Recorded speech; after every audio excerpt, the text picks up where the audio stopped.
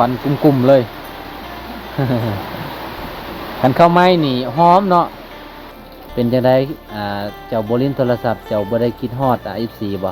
เป็นฮอดที่การไปกดทางก็วางเฮาเงินในโทรศัพท์เป็นเงินสบายเป็นกับทางโอ้ได้ก็ได้เงินที่เก่าอ๋อวันนี้ถ้าว่าเจ้ามีเงินเจ้าสิซื้อโทรศัพท์หยัง iPhone อ๋อ iPhone หยัง12โอ้ iPhone 12เลยทานข้าวลง TikTok หน้ามันเรียนคน12โอ้เห็นกระเจ้าลงก็คืองามอีหลีเจ้าละคิดอยากได้โลดอ๋อจะลิ้น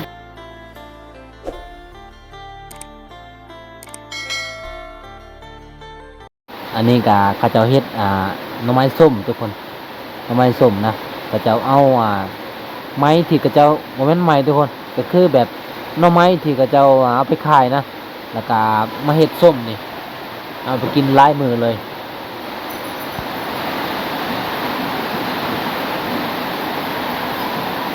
อันนี้คือกระโตกเนาะ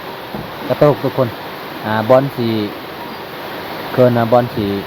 ช่วยเข้านะมันจะช่วยเข้าสุกแล้วบ่สุกแล้ว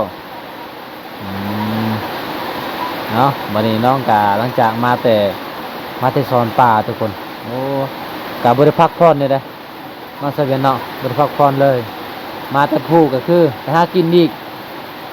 หลังจากหากินแล้วก็คือนึ่งข้าวต่อก็คือเป็นคนที่ว่าขยันอีหลีทุกคนเลยมันบ่เฮ็ดกับบ่ได้ต้องได้เฮ็ดเอาถึงก่อนเอาตอนนี้ก็คือสุกแล้วทุกคนน้องก็สิได้สวยเข้าโอ้ต้นแรงนี่เพิ่นว่าต้องได้มาหลายทุกคนเพราะว่าต้นเช้าก็น้องว่าบ่ได้มาเข้าหลายนะแต่ว่าต้นแรงนี่ต้องได้มาหลาย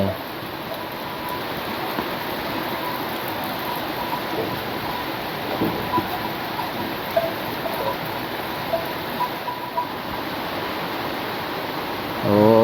ทุกคนควันกุ้มๆเลยคันข้าวไม้นี่หอมเนาะหอมแล้วแหละคันข้าวไม้นี่อีกประมาณเดือนหนึงหรือว่าบ่ฮอดเดือนนะถ้าว่าแดดก็บ่ฮอดเดือนเนาะสาวเวียนเนาะสิได้กินข้าวไม้แล้วสาวเวียนบัดนี้ก็จะได้ไปฮูดข้าวไม้แล้วถ้าสาวเวียนไปฮูดข้าวเดียวบ่าวงก็ขอไปนำเด้อสิไปอัปเดตเลยว่าเพื่อจะได้กินข้าวนี่มันง่ายส่ำใดหรือว่ามันยากส่ำใดแบบวิธีชนบทเฮาถ้าว่าเฮาบ่เฮ็ดก็คือบ่ได้กินเลยทุกคนอาชีพเฮาก็คือเฮ็ดให้เป็นหลักเลย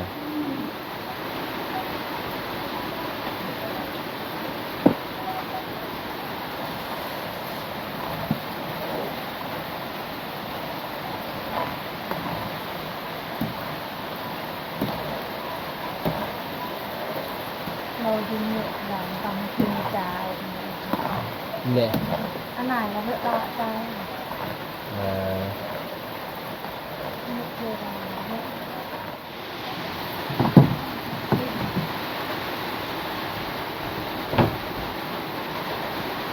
ปลาหอมเลยทุกคนเลยข้าวให้นี่มันหอมนะมันหอมเลยอันนี้ก็ขนาดแบบข้าวตะปีกายนี่เลยแต่ว่ามันยังหอมนะแต่ว่าข้าวปีนี่โอ้หอมเลย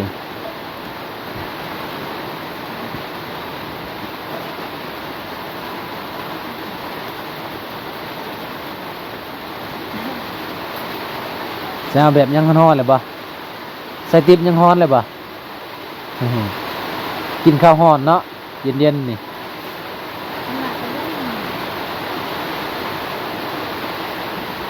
บ่ได้ยินบันไดทุกคนเพราะว่าฝนตกอยู่มาเบิ่งบรรยากาศอยู่นอก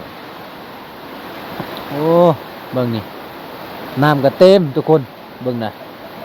ก็คือบรรยากาศอยู่นอกนี่นะมันตกตลอดเลยเฉพาะมื้อนี้นะทุกคนเลยอุณหภูมิก็100%ฝนตกมื้อนี้เรียบร้อยบัดนี้สุกพอดีติดเดียวเนาะเด้ตกแล้วเด้นะ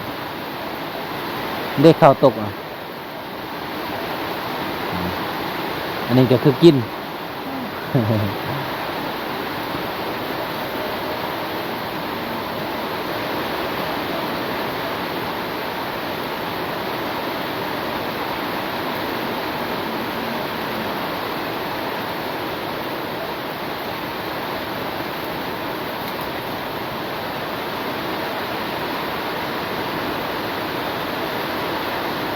แข็งมันติดเลยนะทุกคนอันนี้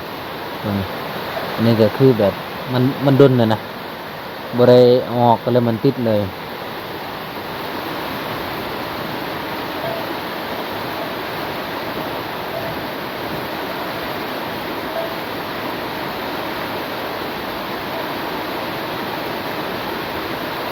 ได้กำหนึ่งพุ่นเนาะ เอาบัดนี้เรียบร้อยสำเร็จทุกคนเข้ากะติดหนึ่งวาสิแบงติดนี้พร้อมแล้วกะมันพอดีแต่ติดเดียวก็เลยใส่ติดเดียวเลยนี่เป็นวิถีชีวิตของซาเวียนนึ่งเขาวเป่าไฟทุกคนถ้าบ่เฮ็ดกะบ่ได้เป็นสาวๆกินนี่ต้องได้ขยัน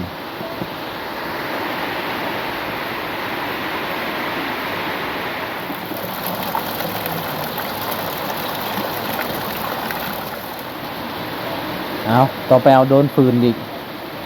เพราะว่ามันหมดแล้วโดนฟืนตัวนั้นทุกคนต้องมาเอาฟืนมาใส่ใหม่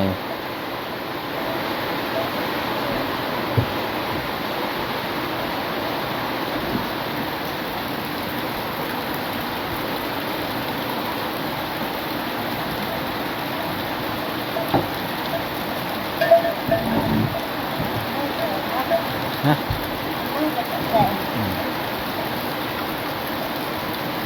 ตอนนี้หลังจากนึ่งข้าวแล้วก็คือสีต้มหน่อไม้ต่อหน่อไม้ก็ยังบ่ทันสุกทุกคนเลยต้องเอาหน่อไม้ให้มันสุกข้าวเจ้าน่ะสุกไวเนาะ ประมาณ30 นาทีสุกเลยทุกคนหลังจากนึ่งข้าวแล้วจะสิไปไสเสวียนบ่ได้ไปไสคือนอนเนาะอาบน้ำเลยบ่ยัง แต่คือเปียกมาแต่ไปซ่อนป่าแล้วเนาะบ่ได้อาบเลยวะ นอนเลยเป็นยังไงตอนนี้ยังทาอยู่บ่กับไม่ยังจะซื้อน้องซื้อนะไม่ยังแนวอบผิวอันเด้ก็ซื้อจังไดน่ะฮะเบิดแล้วโอ้เบิดไวเนาะเดือนสามอ๋อเดือนสามสี่ห้าหกโอ้หลายเดือนเนาะกะคุ้มค่าอยู่ทุกคนเส้นปลายว่าน้องซื้อกันนะเส้นปลายเนาะคุ้มอยู่แล้วทุกคนเลยเพราะว่าได้ใส่รายเดือน ตอนนี้ก็คือโทรศัพท์น้องกับพี่แล้วกะบ่ได้คิดอยากไปลินเลยบ่มันลินบ่ได้เนาะมื้อนี้ถ้าว่าเจ้ามีเงินเจ้าสิซื้อโทรศัพท์หยังเจ้าจะได้โทรศัพท์หยัง iPhone อ๋อ iPhone ยัง12โอ้ iPhone 12เลยโอ้เห็นเขาเจ้าลงก็คืองามอีหลีเจ้าละคิดอยากได้โลดอ๋อจะเล่นเป็นบ่ iPhone บ่เป็นทำไมมีเขามาทำไมมีเขามาใส่iPhone อ๋อก็คือเขามักใส่ iPhone แล้วเนาะ iPhone รุ่นใดเจ้าอยากได้ iPhone 12ล้านหรือว่า iPhone 12 Pro Max บ่ฮู้อ้าวแต่ว่า iPhone แบบ12ธรรมดานี่มันก็ราคาบ่แพงปานใดก็คือซาวโทซื้อก็4ล้านปลายถ้าว่า12 Pro Max นี่ก็คือ5-6 ล้านตัวนั้นมันแพงก็คือน้องบ่ฮู้เลยว่า iPhone ธรรมดาแล้วก็ iPhone 12 Pro Max อ๋อแล้วก็มันขึ้นกับความจำอีกความจำ128กิกกับความจำ64กิกแต่ว่า64กิกเนี่ยมันก็ราคาบ่แพงบ่ได้มัน128มันก็แพงคือเก่าตอนนี้ก็คือโทรศัพท์เก่าก็ลิ้นบ่ได้แล้วเนาะถ้ามีผู้ใหญ่ใจดีจากฝั่งไทยหรือว่าจากประเทศอยู่ต่างประเทศซื้อให้น้องก็จะได้ iPhone บ่ บ่หรือว่ารุ่นใดก็ได้ ขึ้นใดก็ได้ อ๋อรุ่นใดก็ได้ แต่ว่าในใจน่ะคิดอยากได้ iPhone คือหมู่โอ้โดยถ้าว่าผู้ใหญ่ใจดีซื้อให้ก็รุ่นใดก็ได้เนาะปกติคนเปลี่ยนแต่ดินได้แต่ว่าความพันก็คือแบบอยากได้อยู่เนาะ iPhone เนาะเกิดในสัตว์เดียวนี่อยากเล่น iPhone คือกันน้ำหมู่อย่างน้อยก็ได้ใช้ iPhone เนาะ ทุกคนเลยจะได้ก็เก็บเงินเด้อเก็บเงินแล้วก็ไปซื้อรถ แล้วก็อีกบ่ดนก็สิเข้าซุ้มเหือแล้ววันนี้เนาะ เข้าซุ้มเหือแล้วก็กินงะบ้านเฮา เป็นซอง คือสิบช่องบ่ เป็นบุญถึงเหลือเดือนสิบเอ็ด เดือน11อ๋อกินงะเฮาบ้านเฮาแล้วก็เดือน12เนาะอืมน้องขึ้นภูน่ะปันกันพุ่นละเท่าใด ที่แฟนสาว 420,000โอ้420,000ขึ้นเทื่อหนึงก็420,000ขึ้น10เทื่อได้4ล้าน เข้าเพื่อเดียวก็ได้ฮอดล้านแล้วเขา โอ้เขาขึ้นนะเธอเดียวได้ห้าล้าน ก็เป็นการทำงานคนละโลก คุณละโลแล้วเนาะแต่สนองก็คือหาบ่ได้บ่คนตกตลอดอืมก็เลยบ่ได้ทุกคนกันคนบ่ตกนี่สนองว่าสินอนจักมือคันฝนบ่ตกน่ะสินอนจักมือสนองน่ะ ถ้ามีเงินไปกันเขา อ๋อน อนนะคนมือมาได้เขา อ๋อ เพราะว่าวันเกิดเขารวมนะ โดยคือแบบผู้ที่ถือศาสนาคริสต์เนาะนอนบ่ได้ทุกคนฮอดวันอาทิตย์เขาเจ้าก็ต้องมีร่วมอีกแต่ว่าอาทิตย์เฮาก็ไปยามใดก็ได้เนาะนอนจักก็ได้มือก็ได้ทุกคนมื้อนี้ก็มาทำเรื่องราวซาเวียนทุกคนโทรศัพท์น้องก็คือเพลแล้วเฮ็ดจังไดบัดนี้น้องสิได้ดิ้นสาย 4Z5 ก็แล้วบัดนี้เนาะบ่ได้ตอบแล้วมาซาเวียนอีกจักมื้อสิฮอดวันเกิดเจ้าอีก2มื้อวันที่หยังอะน้องวันที่1เดือนหยังเดือน10 อย่าว่าได้วันที่1เดือน4เลย ก็ต้นบรรยากาศ ฮะ บรรยากาศก็ไม่มีแล้ว วันที่1เดือน10อ๋อเจ้าคือเว้ามื้อนั้นซะวันที่1เดือน4มาผิด แล้วไม่ได้เริ่มเขาไปทัวร์ อ๋อก็คือถ้าว่าเจะมีเงินนี่เจ้าสิจัดวันเกิดบ่จัดบ่ได้อ๋อ ได้ฉันขอแบบทางจัดเองเพราะว่ามีเงินจะให้แบบไอ้น้องเรียนนะ อ๋อโดยบ่มีเงินสิให้ไอ้น้องกิน ก็เลยบ่จัดอ๋อสมมุติว่ามีผู้ใหญ่ใจดีจากต่างประเทศเนาะสิจัดให้เจ้าเนี่ยเจ้าสิให้จัดบ่เจ้าสิเฮ็ดบ่คันว่าจัดนี่ต้องกินหยังแหน่ คุณพ่อ กินปลาอ๋อกินไก่ก็ได้บ่อ๋อ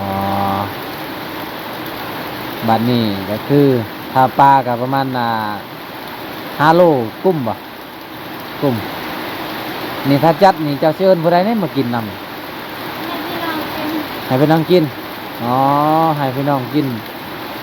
มี อ๋อโอนนาบ้าวนาเศร้าโดยเกินนี่ยังเค้กบ่ เป็น เค้กก็มีบ่ นี่อยู่เมืองนอก อ๋อมีอยู่เมืองน้องเออ ขายกระแพงนะ เท่าไร ถ้าจะประมาณเป็นหนึ่ง ตัวหนึงอืมโดยก็คือเค้กวันเกิดเนาะประมาณ100,000อีเส้นน้องว่าเป่าบ่ได้ฮะ สมมุติว่านี่มีผู้ใหญ่ใจดีจากฝั่งไทยหรือว่าอยู่ต่างประเทศนี่ซื้อเค้กให้นี่เจ้าจะให้ผู้ใดเป่าจะให้ผู้ใดจับเป็นเป่า ถ้าจะเป็น เจ้าจับเอง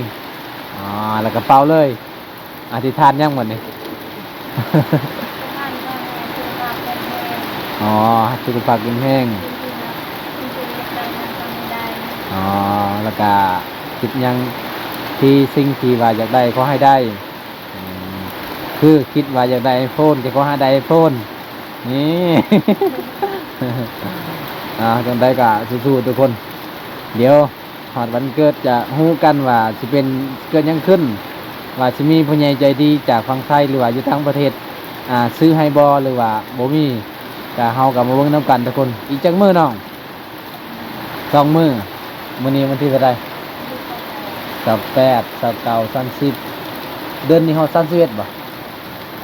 30เนาะ28 29 30อ๋ออีก3มื้ออีก3มื้อก็จะฮอดวันเกิดน้องอ๋อเดือน8เต็ม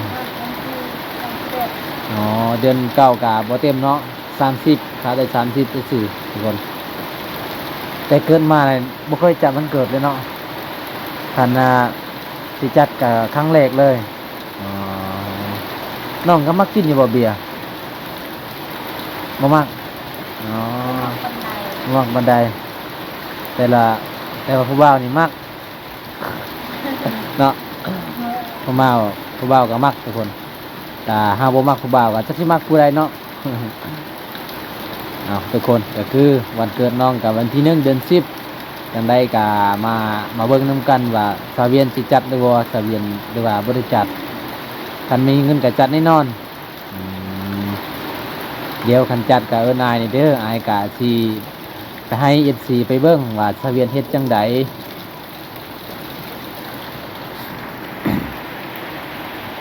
วันเกิดแล้วจ้ะวันเกิดฮะต้นเคยดี นี่มันจะเจอชาวบ้านก็เลยจับ เออ จับมาเอาโอเค โอเค เอาเค้กละโบยเต้ก้มเบียร์เป๊ปซี่ฮะ อ๋อ ลองเอาไปแล้วมึง ada mah ponto เออ dong halang pa dong tian ตรงทำไมนะ ทำไมเนาะ วันไหลก็วิ่งเป็นลอง tanggal bol lah โบยเลยเอออะเดินคือเรื่องชาวบ้านคือโบกแล้วคือ bia vô bên cái da นะ bia hưởng hả bia bên อันนี้มันนำด้วยเต็มเต็ม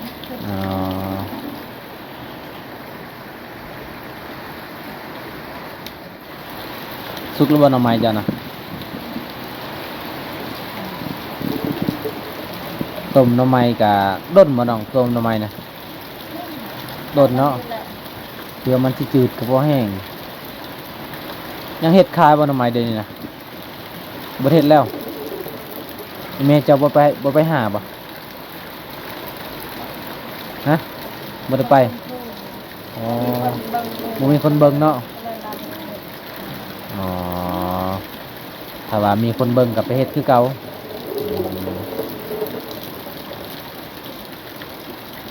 เพราะว่าคันบ่เฮ็ดก็บ่ได้ดีทุกคน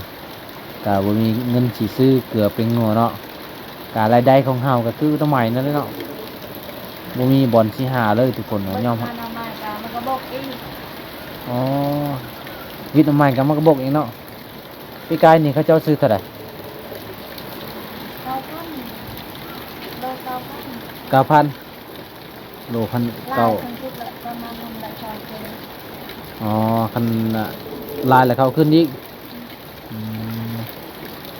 มื้อนี้ฝนตกหนักเลยเนาะบ่เซาเลยทุกคนเลยเพราะว่าเสียงก็บ่อยากแจ้งบ่ได้เพราะว่าสังกะสีน่ะเฮิดครัวน้องน่ะมันก็บ่แพ้สังกะสีดอกว่าเฮาเว้าก็เว้าดังปานใดก็มันก็บ่ได้ยินดอกแม่งน้องเจ้า ใกล้ ไก่อ๋อ เอาทุกคนเลยมื้อนี้ก็ได้พอน้องคือเก่า14และหลายคนถามหาสาวเวียนว่าไปใส่เด้บัดนี้ก็คือโทรศัพท์น้องพี่แล้วเฮ็ดจังไดบัดนี้เนาะสิได้ลิ้นคืนคันแป้งเนี่ยประมาณจักแสน ไม่ได้ บ่ได้ถามอ๋อแป้งก็ประมาณอยู่คันใส่จอก็ประมาณ 4-5 แสนใส่อยู่ใส่จอใหม่ ทำจำแป้งมาบอกกัน อ๋อหน้าจอ ไม่ได้นั่งกันไร อ๋อโดยเปลี่ยนจอมัน3,800เป็นจังไดเจ้าบ่ลิ้นโทรศัพท์เจ้าบ่ได้คิดฮอด24บ่ เป็นฮอดที่การไปกระอดอาก็วางเฮาไม่มีโทรศัพท์จะลืมสวัสดิกับทาง โอ้ ถ้าได้แป้งก็ได้เล่นสกาย อ๋อ อาจสิถามน้องว่าสาเหตุที่น้องบ่ไปเลินโทรศัพท์ก็คือโทรศัพท์เพอ๋ออายฮักก็ฮู้ได้บัดนี้ได้เพก็โดนแล้วบ่ไอ้บ่ฮู้แล้วว่าโทรศัพท์เพนะก็คือบ่บนตาไปตอนนั้นก็เพแล้วบ่อ๋อโดยขอโทษหลายๆเด้อ FC เด้อเพราะว่าโทรศัพท์มันบ่ได้โฟกัสนะก็ขอโทษหลายๆเพราะว่าภาพมันบ่อยากแจ้งเนาะไสเวียนเนาะก็คือตอนนี้ก็3โมงแล้วแต่ว่ามันก็สิมืดแล้วเด้อทุกคนเลย เพราะว่าฝนตก แม่นฝนตกจักมือแล้ว แต่น้องขึ้นภูนะฝนตกแล้วฝนตกเลยบ่ ห้ามือแล้ว หามือแล้วเนาะ เจ็ดมือนี่แหละ เจ็ดมื้อนี่ โอ้7มือแล้วทุกคน ก็คือ2-3มือนี่แห้งสุดๆเนาะเอาจังไดทุกคนมื้อนี้ก็บ่วงก็ไปเยี่ยมยามสาวเวียนแล้วเด้อเพราะว่าหลายๆคนหลายๆ FC เป็นหยังเด้สาวเวียนคือบ่ออนคือโทรศัพท์น้องเพลแล้วทุกคนจังไดคลิปนี้บ่วงก็สิขอลาสาวเวียนก่อน เพราะว่ามื้อนี้ฝนตกแห้งสาวเวียนก็เลยไปหาอยู่หากินแหน่ก็พอได้กินเนาะน้องเนาะถ้าว่าบ่ได้หากินตามธรรมชาติก็คือบ่ได้กินหยังเลยอืม กินแต่หน้ำไม้ทุกคนเอาตอนนี้ก็คือยังโสดคือเก่าโสดคือเก่าบ่ฮะบ่โสดฮะอายว่าตอนนี้ก็คือโสดคือเก่าอ๋อโสดคือเก่าบ่มีไผมาดินเด้อบ่เขาบ่กล้าเลยนี่ อ้าวทุกคนถ้าว่ามีผู้ว่าฟังไทยสิไปเยี่ยมไปยามเจ้าอีกก็ไปได้คือเก่าบ่ไปได้คือเก่าเนาะแต่ว่าเรื่องข้าวอาหารสามปลาก็เฮาบ่มีคือเก่าอืมถ้าผู้ใดสิมาเยี่ยมมายามน้องก็คือต้องซื้อของกินเอง แต่ว่าข้าวนี่น้องรับผิดชอบเนาะ รับได้ข้าวแต่ว่าเรื่องอาหารนี่ซาเวียนคือสิยอมนั่นแหละทุกคนเลยแต่ละมื้อก็กินแต่หน้ำใหม่เนาะ อาจจะได้คลิปนี้บวงกาสิคอลากันเด้อทุกคนผู้ใดเข้ามาแล้วก็ช่วยกดไลค์กดแชร์กดติดตามเอาซาเวียนต่อไปทุกคนจะได้คลิปนี้สิขอกล่าวคำว่าสบายดีบ๊ายบาย